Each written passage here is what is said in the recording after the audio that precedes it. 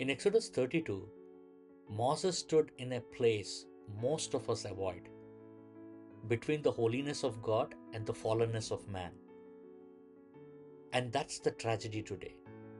This standing in the gap is still avoided. That's why marriages are collapsing. That's why children are in captivity, because we are watching instead of interceding.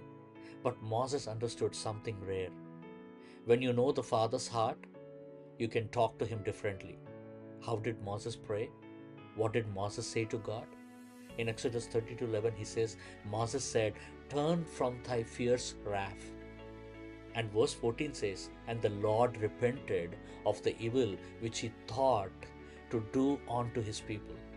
Can you talk to God like that? Yes, if you have the heart to stand in the gap between God's holiness and man's failure. Interceding, my friend, isn't begging. Moses wasn't trying to change God's mind.